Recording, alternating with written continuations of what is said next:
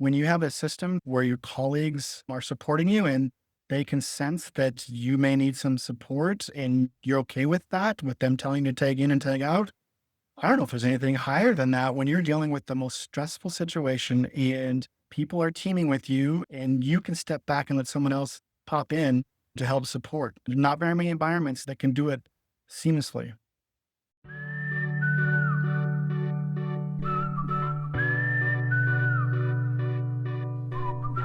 I'm really glad you're here.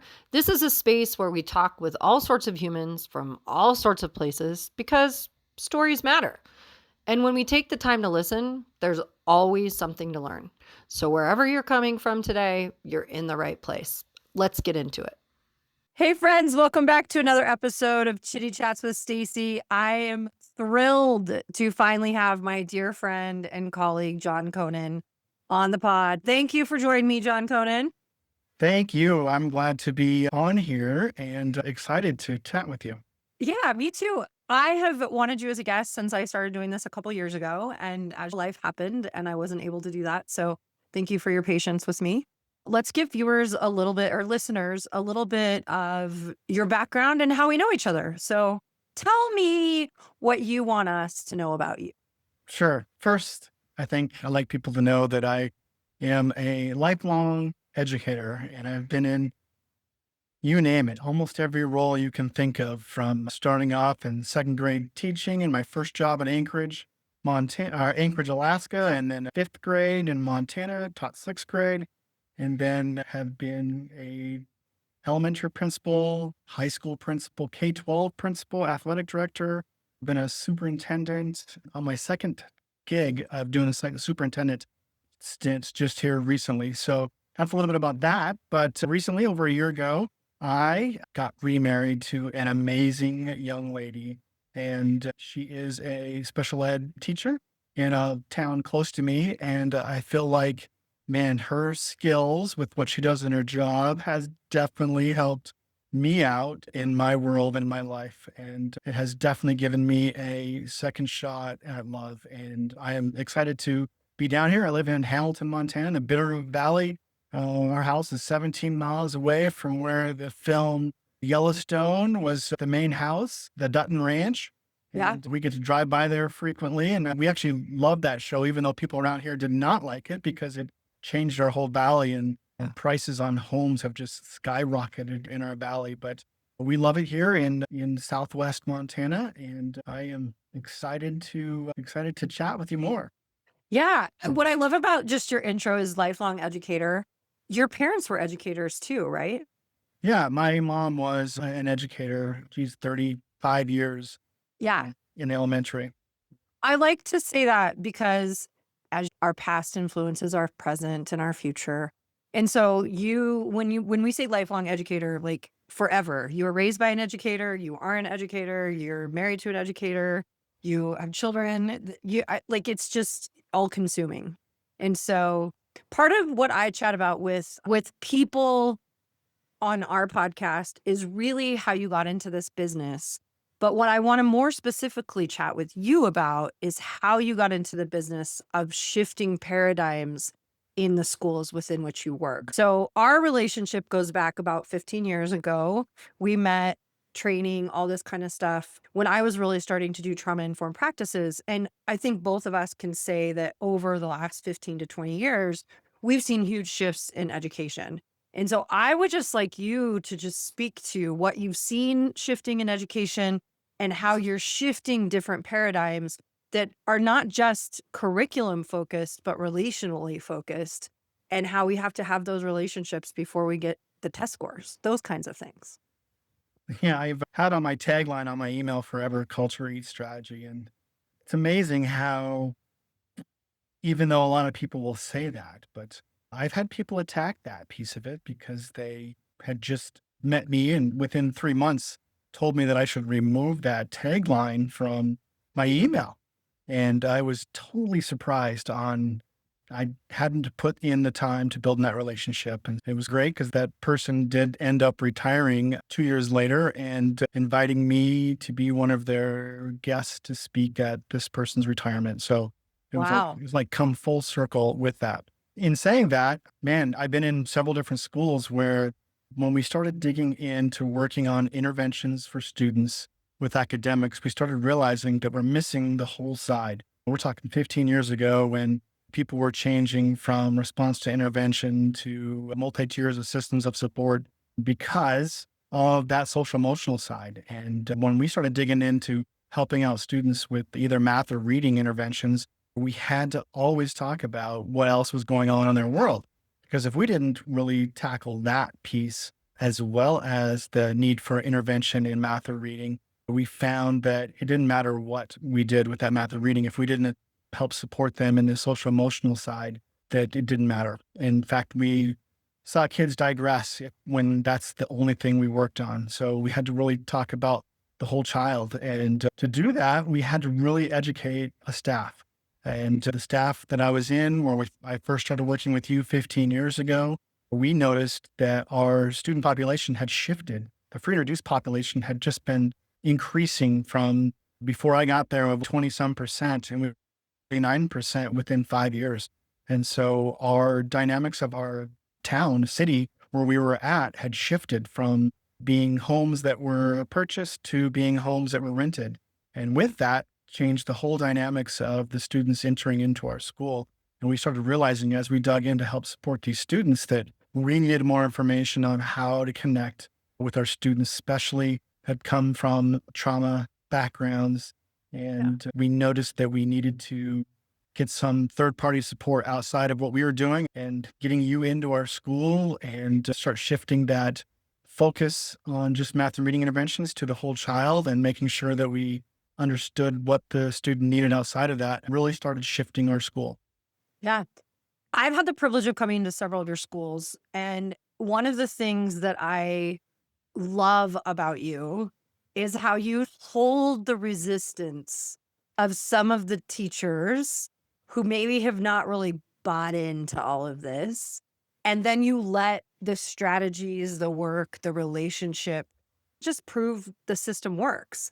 And so, what I want to do is do a behind the scenes look of what is it like to hold resistance? Because I know that I call them the haters because they haven't crossed over yet. But I know that you've had those conversations with your staff.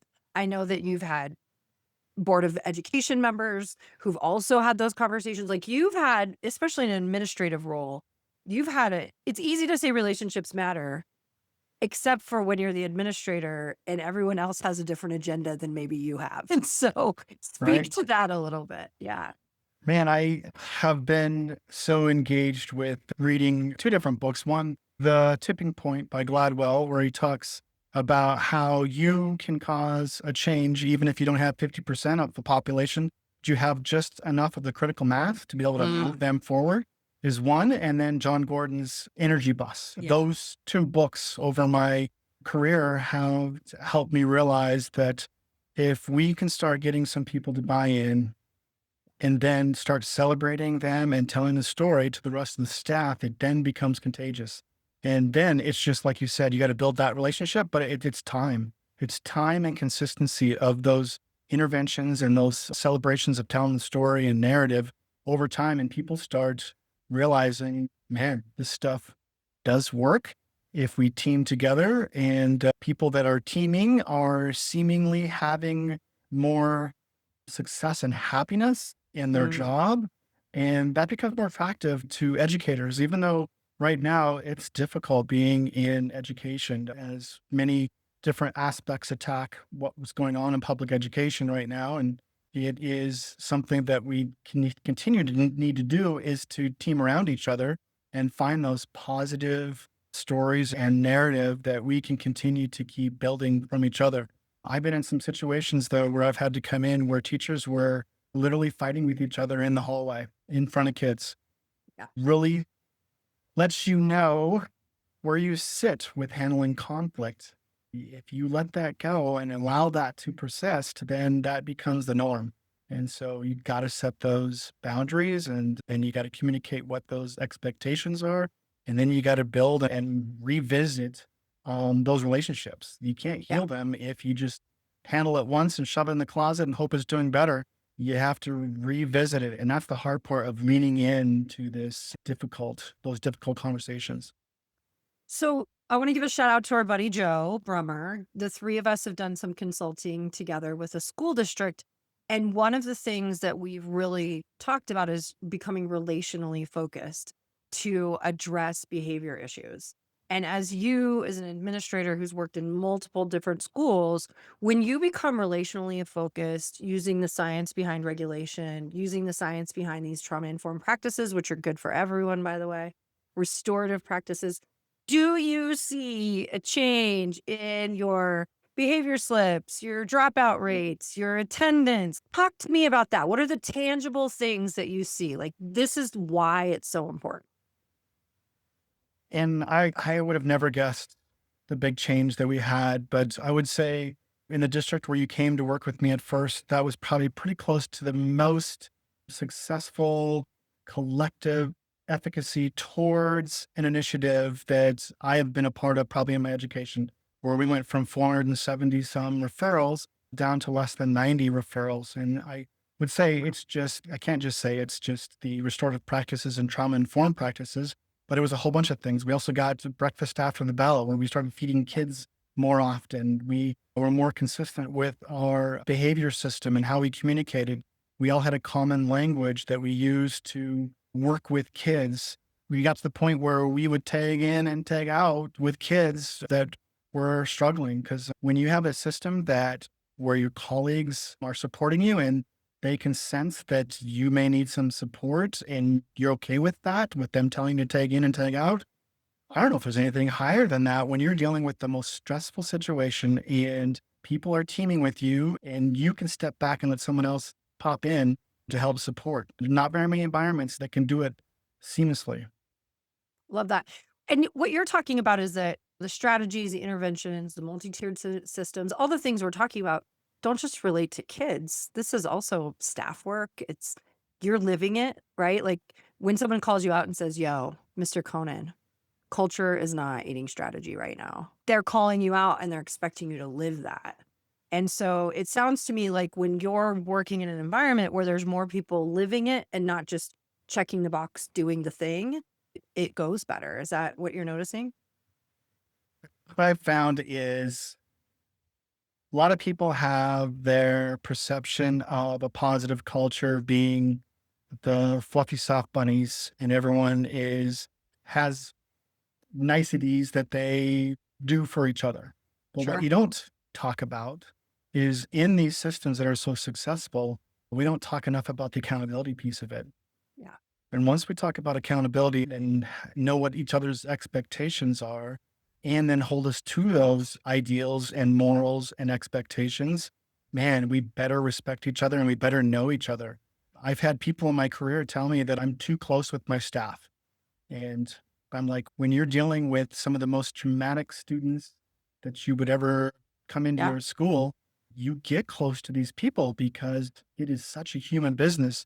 And if we can't connect with those kids together, man, the kids will run the school and then it'll be a place where there is lots of physical violence and bullying and all that. And your referral will never come down. It'll continue to burn teachers out, and so that's when I would fight back when these people are questioning me about culture over strategy is the fact that accountability is a huge piece of culture that it's just not all fluffy bunnies about Easter Yeah. time, perfect timing. Yeah. People talk to me and they're always like, "Stacy, your stuff's woo. It's hippy dippy." And they don't see the other side of that, which is what you're talking about.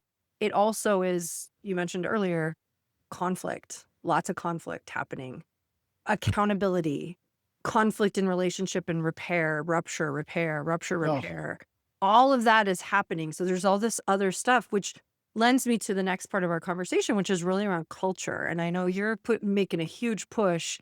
And I want you to talk a little bit about what you're doing on your side to really talk about toxic relationships in education. People don't want to go hang out at the teacher's lounge if the teacher's lounge isn't, it's a time suck, it's an energy suck, it feels toxic. They don't want to come to work if they're working with toxic people.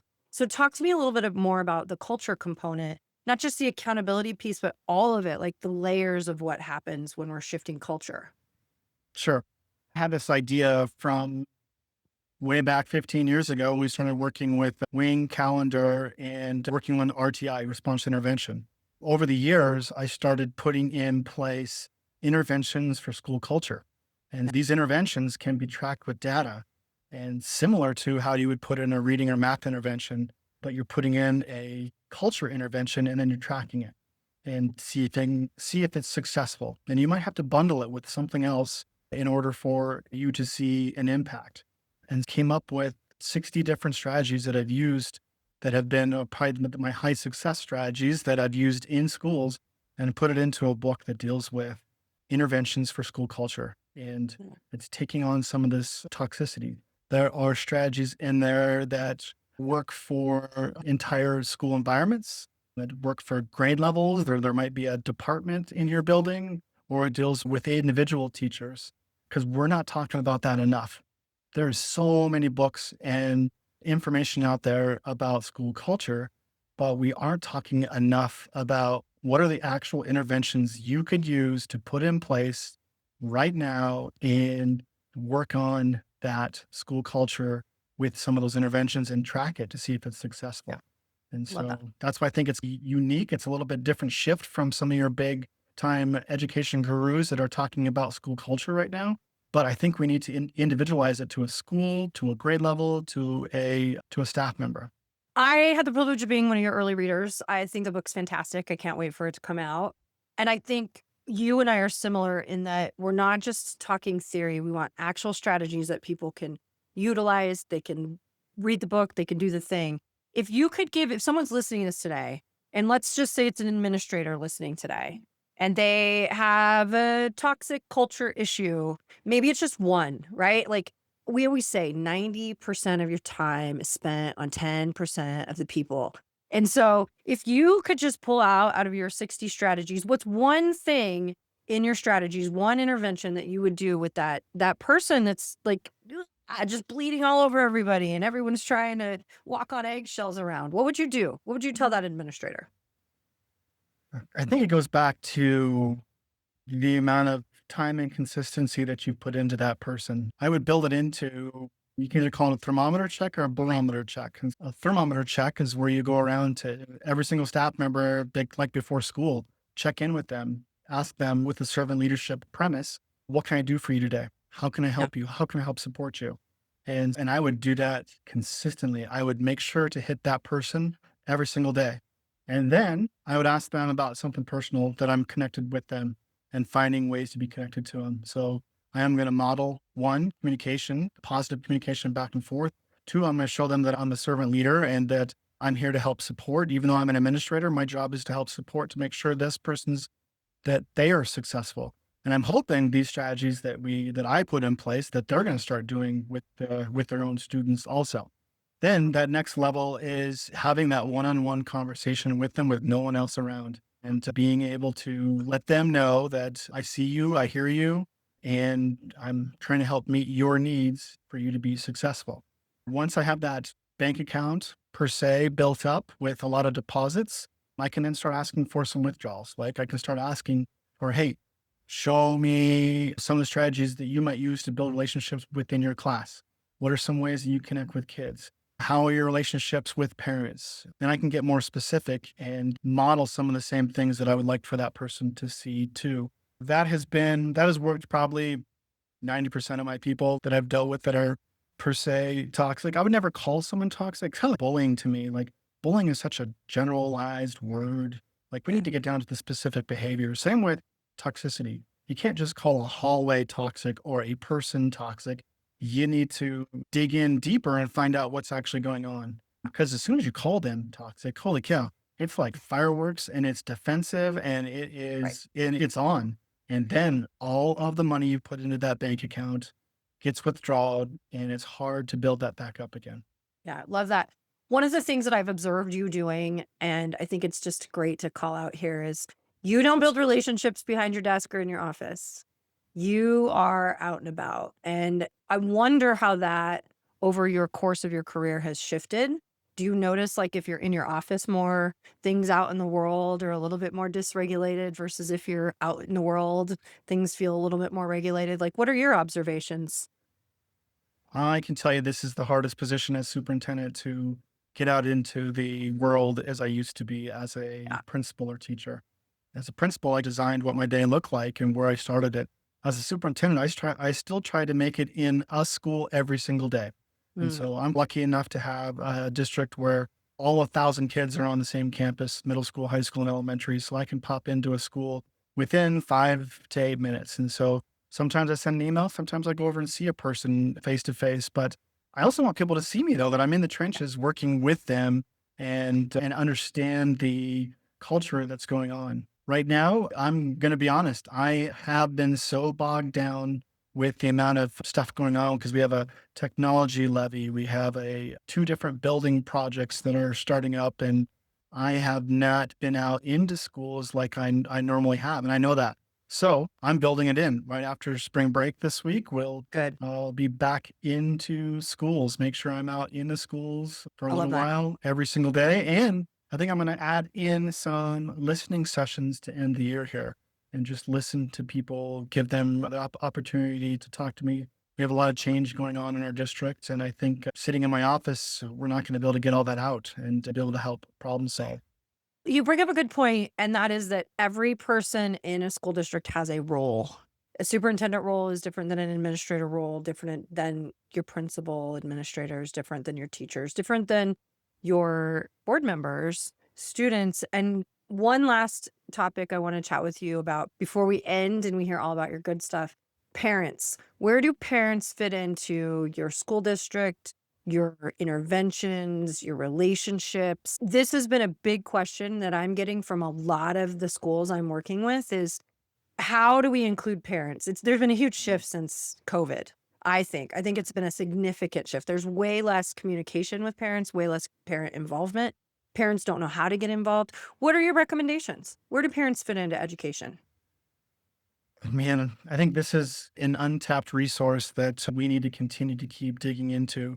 I know there's a lot of educators out there that are afraid to let some of the dysregulation they see from some parents get into their school. Mm, And so it's difficult because they might send an email to a whole bunch of people rather than just making the phone calls to them or yeah, inviting them in face to face. And yeah, so I would have a balance of communication that I would be hitting between electronic, face to face, phone calls, videos that you put out. That's just one strategy. The next is putting people on committees, like getting people onto different committees you have going on in your school. Right now, I have a community advisory committee where I have it's on businesses and parents. Then I have an AI task force. So we're tackling artificial intelligence. So before we could put any policies in place this year, I felt like we got to do we did a book study and we brought parents on board as well as students and love staff that. and talking about artificial intelligence and what it's going to look like in our school. And we started talking about what it's going to look like in our policy. And Love so that. we're getting them involved in these early conversations before we just put policy in place. We Yeah, had a policy from our district lawyer that we could have put in place way back in September and chose not to do sure. that yet because we wanted to build that foundation. Then there is the tech levy. So getting people involved in initiatives that you have going on in your school. And Yeah, so I have a group of parents that are helping push information out as well as meeting with me, able to get the information that they have. Another controversial one can be putting them on hiring committees. mm, We hired for some administrative positions this spring, and I put parents on each of these committees. And love so that. some districts are afraid to do that, to give them a voice. But I feel like it's important that we give them a voice and do that.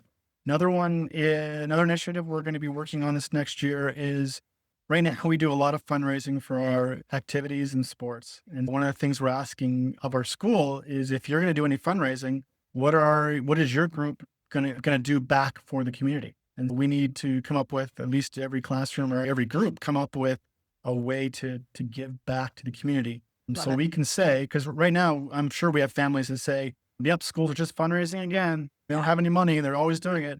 They never give back to us. And so now we can start saying in a more concerned and organized effort that, hey, here are all the different things that we're doing in the community. And we're going to tell that story about it, not bragging about it, but just letting everybody know that we are part of the community and we're giving back because we know so many in our community have given to us. Love that. This is so helpful because even I was had lunch with a parent yesterday and she was like, do schools call parents? Do they reach out? Do they have a communication? And I'm like, schools are just wonky right now with parents. We don't know what to do. And so this is some tangible strategies, which I always appreciate from you, Jon Konen. Tangible strategies for how to engage that. So tell people how they can reach you, what you've got going on. I want you to be shared with my people and I Mhm. want them to be able to find you. My people Thank become you. your people. They're That is our people. fantastic. I sometimes have a hard time, even though it may not look like that on social media. I'm a little bit humble with all the stuff I push out. But if I want to go anywhere else in this world, I'm going to need to be able to start talking a little bit more about all the things that we're doing. And obviously, I'm on Facebook and Instagram. I have a website coming out, jonkonen.com, here pretty soon.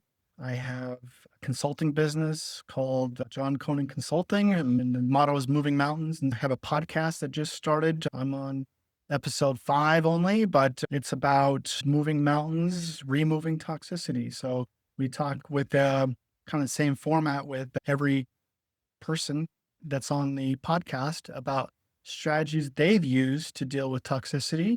And a big one at the end is like talking about what we can do for new teachers coming in, because we're Love not that. seeing a lot of new educators coming into the business, nor are they staying in the business. And so I think this is a topic that is a reason why a lot of young educators get out, is because they may not have all the strategies as a coming out of college to deal with some of this toxicity that is out there.